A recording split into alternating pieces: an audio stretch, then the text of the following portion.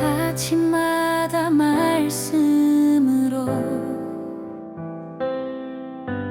밝은 빛을 채우네. 오늘 말씀은 사라의 죽음을 다루고 있죠. 뿐만 아니라 당연히 사람이 죽었으니까 그를 장사할 매장지를 구입하는 내용을 다루고 있습니다. 그러니까 두 가지 이야기죠. 하나는 사라의 죽음, 하나는 매장지 구입. 근데 이제 이 이야기는 단순히 장래 이야기로 끝나는 것이 아니라 하나님의 언약과 연결된 사건이잖아요. 그러니까 이 죽음과 매장지 구입은 어떤 연관이 있는가 하는 것을 이야기합니다. 첫 번째 나오는 이 죽음의 이야기, 이것은 인간의 한계를 이야기하고 있죠. 우리 인간은 때가 되면 다 죽습니다. 그러니까 인간은 무한한 인간이 아니라 유한한 인간, 때가 되면 어느 시점에서 인생, 세상에서 모든 것을 정리하고 이제 하나님 나라로 가야 하는 그런 어떤 인생의 한계를 이야기합니다. 하지만 하나님의 약속은 어떤 인간이 사는 그 시간보다도 계속 이어지는, 그래서 아브라함 이야기가 나오고 있지만 아브라함 이야기로 끝나는 것이 아니라 이삭, 야곱, 요셉, 그리고 족장시대를 이어서 이제 구약의 모든 흐름들이 가다가 예수님이 오시고 예수님 후에 지금까지 우리들의 이야기로 하나님의 언약은 계속 이어지고 있잖아요. 그러니까 하나님의 언약의 역사는 길고 그 언약은 언제까지냐면 예수님이 오실 때까지 계속 이어질 것입니다. 새 하늘과 새 땅이 이루어지는 그때까지. 그러니까 하나님의 언약의 역사의 흐름은 길지요. 하지만 그 속에 일어나는 인간의 어떤 그 언약이 진행되는 이야기는 이렇게 딱딱 끊어지죠. 삶과 죽음에서.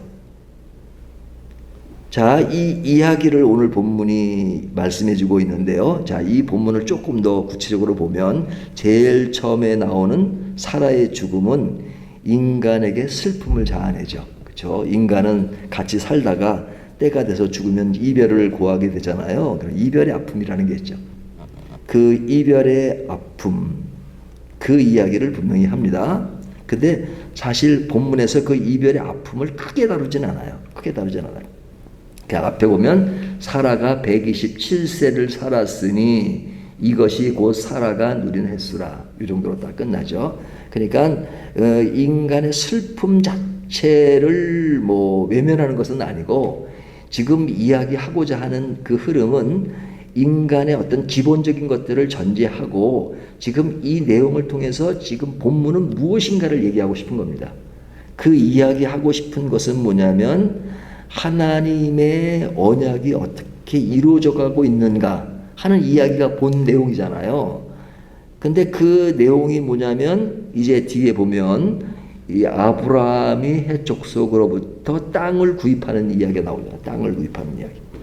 그러니까 땅을 실제로 구입했다는 거죠. 근데 아브라함은 가나안 땅에 정착했지만 이 전까지는 땅 한 평도 없었습니다. 한 평도 없었습니다. 근데 하나님이 아브라함에게 하신 언약의 내용이 뭐였어요?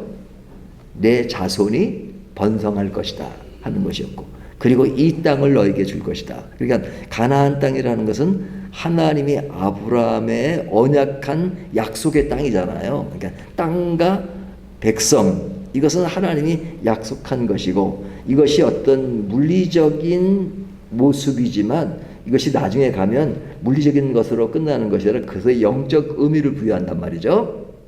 그런데 지금 이 시점에서는 그 땅과 후손에 대한 이야기잖아요. 근데 후손은 이미 이루어졌죠. 이제 이삭에 대한 문제가 굉장히 어렵게 진전되다가 지금은 이삭이 있는 상황입니다. 이삭은 태어났고, 그리고 땅에 대한 문제인데 땅은 지금까지 한 평도 없었어요. 근데 오늘 본문에 보면 아브라함이 땅을 사게 된 동기가 무엇이에요? 사라의 죽음 때문에. 사라의 죽음 때문에 땅을 구입하게 되죠. 근데 땅 구입을 싸게 구입한 건 아닙니다. 제 돈 다 주고 구입합니다. 근데 판 사람이 뭐 돈을 많이 받으려고 한 것이 아니라 그냥 주겠다 그래요. 그냥 주겠다 그래요. 근데 아브라함은 아니야. 그냥 안 받는다. 제대로 돈을 지불하고 사겠다 하는 내용이 오늘 본문 전체의 내용이잖아요. 그러니까 아브라함이 가나안 땅에 들어와서 하나님이 약속하신 그 땅을 이 시점에서 제대로 돈을 주고 그 땅을 가지기 시작했다. 그러니까 그 땅은 큰 땅은 아니지만 그 땅을 실제 소유함으로써 하나님이 약속한 그 언약이 점점 시작된다 하는 것을 이야기하고 있죠. 근데 그 땅을 소유하게 된 동기가 무엇이냐? 그것은 사라의 죽음을 통해서 그렇게 됐다는 거죠. 그러니까 사라의 죽음은 슬픈 것이지만 그 슬픔 속에서 이어지는 하나님의 언약의 성취, 이것은 어떤 인간의 슬픔 자체로만 끝나는 것이 아니라 그 슬픔 속에 이어지는 하나님의 약속의 의미를 더 크게 부각하는 것이죠. 근데 우리는 이런 상황 속에 어느 것이 더 크게 느껴집니까? 인간의 죽음이 크게 느껴집니까? 하나님의 언약이 성취되는 것이 더 크게 느껴집니까? 감정적으로 우리는 죽음이 더 크게 느껴질 수 있죠. 하지만 인간이 그러한 죽음을 성경은 약하다, 아니면 의미가 없다, 크게 생각하지 말라는 것이 아니라 인간에게 슬픔은 있지만 그 슬픔 속에서도 하나님의 약속이 진전된다는 그 하나님의 그 흐름을 기억하면서 죽음의 슬퍼만 하지 말고 그 속에서 더 큰 것을 보라는 메시지잖아요. 더 큰 것을 보라는 메시지잖아요. 그래서 이러한 사건 속에서 하나님의 약속은 실천되는데 그 실천은 현실 속에서 증거로 남기는 믿음의 행동이 나타난 것이죠. 믿음의 행동. 그러니까 믿음이라고 하는 것은 너무 그냥 이렇게 추상적인 것만 아니란 말이죠. 그러니까 믿음은 현실적으로 손에 잡히고 눈에 보이는 것이죠. 그러니까 우리가 두 가지 양면성이 있어요. 믿음은 늘 손에 잡히는 것이 다가 아니다. 또 눈에 보이는 게 정말 그걸 강조하죠. 그런 맥락이 굉장히 중요합니다. 하지만 그러한 맥락이 그냥 형상학적으로 그냥 우리 이 세상과는 상관없이 믿음은 동떨어진 어떤 추상적인 세계가 아니에요. 그 믿음은 우리의 삶의 현장 속에 나타나는 것이죠. 바람은 보이지 않지만 바람이 있다는 증거가 뭐예요? 뭐 나무가 흔들리고 낙엽이 날리고 하는 바람이 있다는 증거잖아요. 그러니까 증거로서 바람이 있다는 것을 아는 것처럼 우리의 믿음의 증거를 남기라는 거죠. 믿음의 증거. 그러니까 우리의 믿음이 삶 속에서 그냥 보이지 않고 그냥 추상적인 개념으로만 가지고 있는 것이 아니라 삶 속에서 하나님의 믿음이 보여지도록 하라 하는 것이죠. 그런 의미에서 믿음의 행동으로 나타난 언약이 지금 땅을 구입하는 사건으로 나타나고 있죠. 그러니까 신앙은 말이 아니라 실제 선택과 행동으로 나타나고 있다 하는 것을 보여주고 있는 것입니다. 그렇다면 우리의 신앙도 마찬가지죠. 말로만 하는 것이 아니라 제일 쉬운 게 말로 하는 겁니다.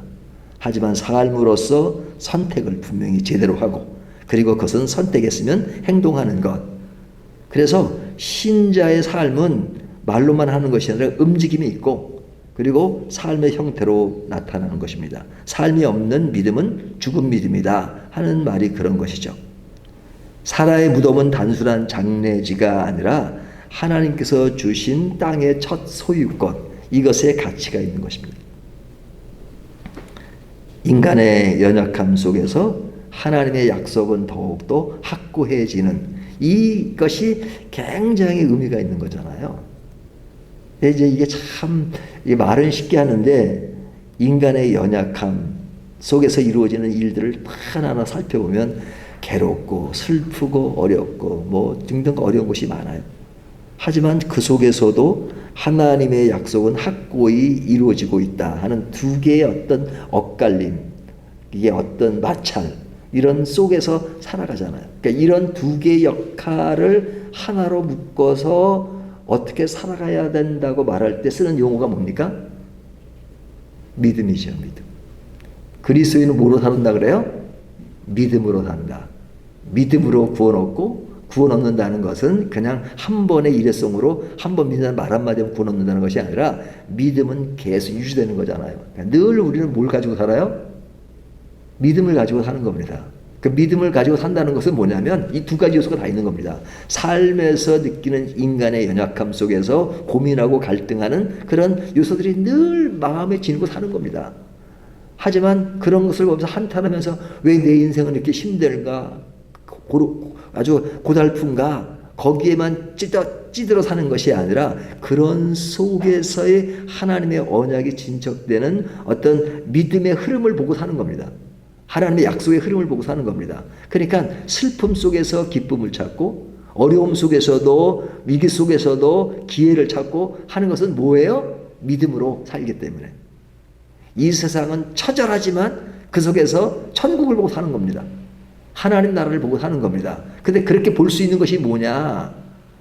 믿음이다 이거죠. 믿음. 막벨라 굴은 사라가 묻히는 것으로 끝나는 것이 아니라 그 무덤에는 계속해서 족장들의 무덤이 되죠. 아브라함도 거기에 묻히게 되고 그의 아들 이삭, 야곱, 요셉까지. 예? 뭐 요셉도 뭐 애굽으로 갔지만 나중에 그 뼈가 오잖아요. 그러니까 그 족장들이 계속 그 땅에 언약을 붙잡는 흔적으로서 남게 되잖아요. 남게 되다. 지금들 헤브론에 가면 이제 그것이 있습니다. 후손에게 남겨진 믿음의 증거입니다. 그러니까 그 믿음의 증거가 성경 창세기에서는 아브라함, 이삭, 야곱, 요셉으로 끝나지만 그것이 구약 전체의 이야기를 통해서 아브라함 이야기가 누구로 이렇게 흘러가요? 다윗. 다윗이 아니라 다윗. 좀 신경 썼습니다. 다윗으로 되고 그 다음에 그 다윗은 누구로요? 예수님. 예수님의 이야기는 결국은 신약으로 예수님의 이야기가 나오고 그리고 우리는 예수님을 바라보는 쪽이잖아요. 그런 의미에서 뉴 테스트먼트 신약입니다. 새로운 약속. 그러니까 구약은 앞으로 오실 메시아를 바라보는 겁니다. 하지만 우리는 이미 오신 예수님을 보고 있잖아요. 이미 오신 예수님. 그렇기 때문에 그 예수님을 통해서 그 하나님의 언약의 약속이 어떻게 이루어지고 있는가를 우리는 이미 다 보고 있잖아요. 근데 그 후손이 이제 우리가 된 거죠. 믿음의 후손. 믿음.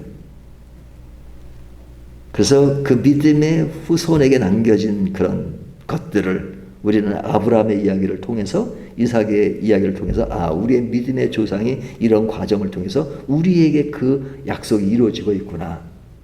그러니까 그 약속에서 이루어진 그 모든 사건들을 보면서 참 인간으로 겪는 그런 어려움들이 있었지만 그 속에서 지금까지 이어지는 하나님의 약속을 보면 그것 때문에 위로가 되고 격려가 되고 우리가 믿음으로 살 수 있는 것이구나 하는 것들을 이해하게 되죠. 그것이 믿음입니다. 다시 한번 결론을 내리면 죽음은 하나님의 약속을 막지 못합니다.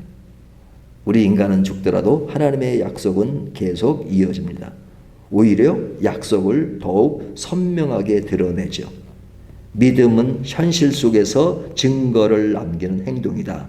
신앙의 유산은 후대까지 이어지는 하나님의 언약의 증거다 하는 것이 오늘 본문의 내용입니다. 오늘 이 말씀을 생각하면서 우리가 이제 주일 때 다 이미 봤던 본문이긴 한데요. 그래도 다시 한번 이렇게 다시 생각하시면서 우리의 인생의 어려움이 그 속에 흐르는 하나님의 언약의 흐름은 어떤 것인가 하는 것들을 이렇게 두 가지를 이렇게 겹쳐서 생각하면서 그것을 이어지는 것이 믿음이다 하는 것들을 다시 한번 정리하는 저와 여러분이 되시기를 주님의 이름으로 축원합니다. 말씀으로 밝은 빛을 채